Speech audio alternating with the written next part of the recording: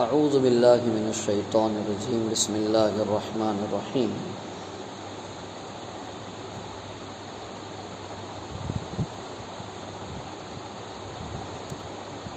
سنسمہ علی الخرطوم انا بلوناہم کما بلونا اصحاب الجنہ اذ اقسموا لیصرمنہا مصبحین ولا یستثنون فطاف علیها طائف من ربک وهم نائمون فاصبحت کالصریم فتنادوا مصبحین ان اغدوا علی حرثکم ان کنتم صارمین۔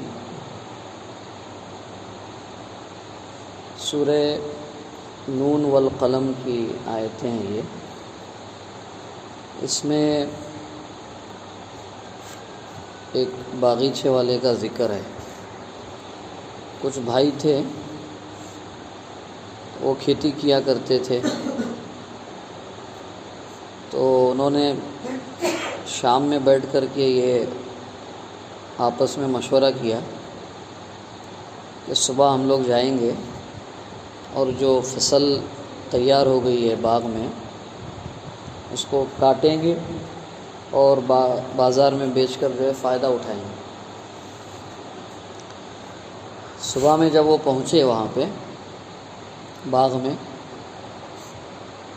تو وہ ایک طوفانی ہوا کے وجہ سے پوری فصل جو ہے تباہ و برباد ہو چکی تھی، استعمال کے قابل نہیں تھی، ختم ہو چکی تھی۔ وجہ اس کی یہ ہے کہ یہ لوگوں نے رات میں مشورہ کیا بیٹھ کے صبح میں جائیں گے، فصل کاٹیں گے اور اس کو بیچ کر کے جو ہے فائدہ اٹھائیں گے۔ انشاءاللہ یہ نہیں کہا انہوں نے، یعنی اگر اللہ نے چاہا تو ہم وہ فصل جو ہے بیچ کر کے فائدہ اٹھائیں، یہ نہیں کہا انہوں نے۔ اور ایسی ہی ایک آیت جو ہے خود رسول اللہ صلی اللہ علیہ وسلم کے بارے میں سورہ کہف میں، کچھ لوگ آ کے ان کو پوچھے کہ بھئی وہ ذوالقرنین بادشاہ جو ہے وہ کون تھے، کیا ہے، روح کس کو کہتے ہیں، اور ایک سوال تھا تو اللہ کے صلی اللہ علیہ وسلم نے ایک عام جواب دیا کہ کل بتاؤں گا۔ تو یہ کوئی ایسی بات نہیں تھی کہ اللہ کے صلی اللہ علیہ وسلم جو ہے اپنے اوپر فخریہ طور پہ کہہ رہے تھے کہ مجھے سب معلوم ہے میں کل بتا دوں گا، ایسا نہیں تھا۔ رسول اللہ صلی اللہ علیہ وسلم کا منشا ہی خود یہ تھا، یعنی دل میں آپ کی یہی ارادہ تھا کہ اللہ تعالیٰ کل مجھے اس سلسلے میں کوئی وحی بھیجیں گے تو اس کی روشنی میں تمہیں بتاؤں گا، یہی بات تھی۔ لیکن وہ جو جملہ تھا کہ کل بتاؤں گا، یہ اللہ تعالیٰ کو پسند نہیں آیا۔ 15 دن تک اللہ تعالیٰ نے وحی بھیجنا روک دیا، اور آگے لوگ بول رہے کیا آپ تو سچے نبی ہیں، آپ کو اتنا نہیں معلوم ہے، اور ادھر سے اللہ تعالیٰ وحی بھیجنا روک دیا۔ تو وہ 15 دن کا وقفہ اللہ کے رسول صلی اللہ علیہ وسلم پہ بہت کٹھن گزرا۔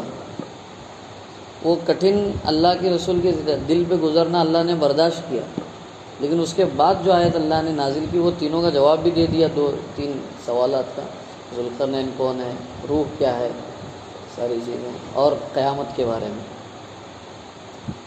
لیکن اس کے آگے اللہ تعالیٰ نے حکم دیا لا تقولن لشیء انی فاعل ذلک غدا۔ اب آج کے بعد ایسا نہیں کہنا کہ کل میں یہ کام کروں گا، ایسا ہرگز مت کہنا۔ ہاں یہ کہنا کہ اگر اللہ نے چاہا تو میں یہ کام کروں گا، یعنی انشاءاللہ۔ تو آج وہ انشاءاللہ پہ بات سمجھنا ہے ہم کو۔ یہ جو ہم لوگ کبھی کبھی کہتے ہیں نا، یعنی کیا آپ کل آئیں گے؟ ہاں انشاءاللہ میں آؤں گا۔ تو یہ لفظ انشاءاللہ جو ہے نا، یہ اصل میں اس بات کا اقرار ہے بندے کے زبان سے کہ اصل کام بنانے والی ذات اللہ کی ہے، یہ ہے اس کا مطلب۔ انشاءاللہ کہنے کا مطلب یہ ہے انشاءاللہ میں کل آؤں گا، یعنی اللہ نے اگر مجھے تم تک پہنچانے کا ارادہ کیا تو میں کل آؤں گا، ورنہ میری طاقت نہیں آپ تک کل پہنچنے یا آپ سے ملاقات کرنے کی۔ سمجھ رہے ہیں؟ تو کرنے والی ذات اللہ کی ہے، یہ ہے اس جملے کا اصل کیا کہتے ہیں، اس کی روح ہے اصل۔ ایک دوسری چیز یہ ہے کہ یہ ایک طرح سے اللہ سے دعا ہے کہ اللہ کام تو میں نے شروع کیا، یا کروں گا، لیکن اس کو اچھے انجام تک پہنچانا آپ کے ہاتھ میں ہے۔ انشاءاللہ اگر کوئی بندہ کہتا ہے نا تو گویا وہ اللہ سے یہ کہہ رہا ہے کہ اللہ شروع تو میں نے کیا یا شروع میں کروں گا آپ کی توفیق سے، لیکن یہ کام کمپلیٹ ہوگا آپ ہی کی مدد سے۔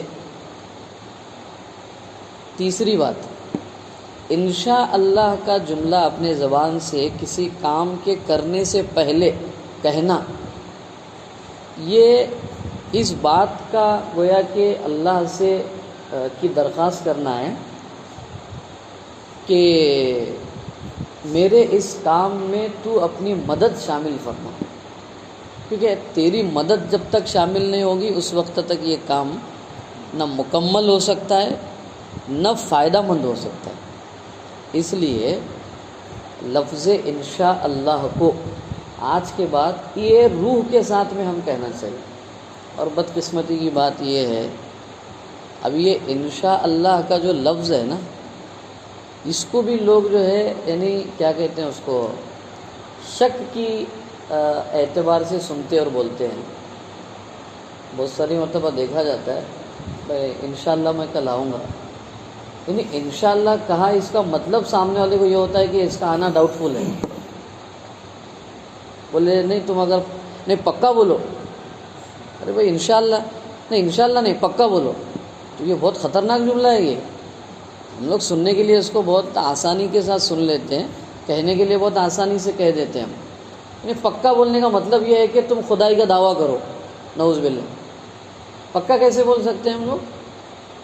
آؤں گا ہی، بھائی اللہ چاہا تو آؤں گا میں، اللہ نہیں چاہے تو کیسے آ سکتا ہوں؟ نہیں پکا بولو، غلط بات ہے ایک چیز۔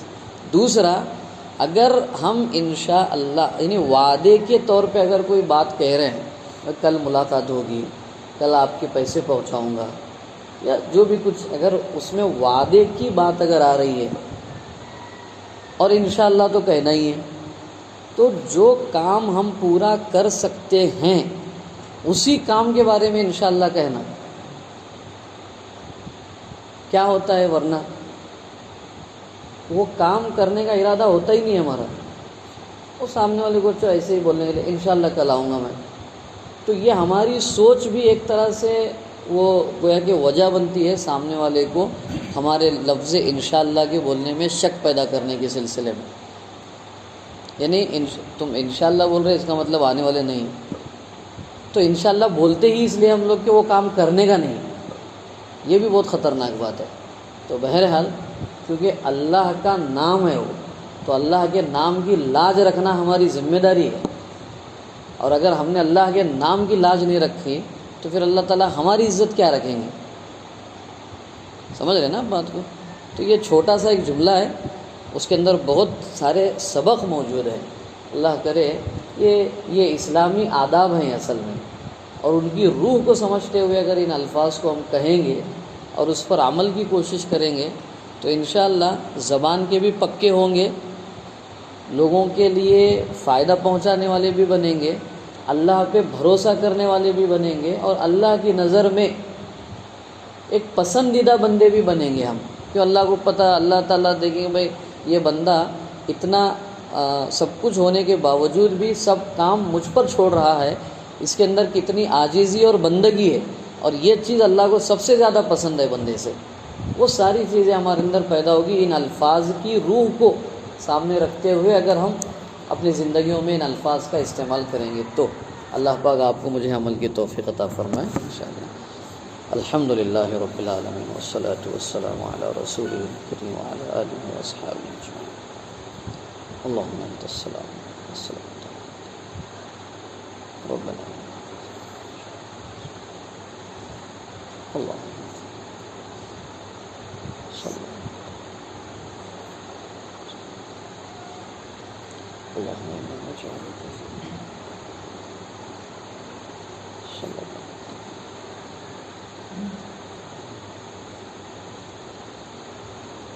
برحمتک یا ارحم الراحمین۔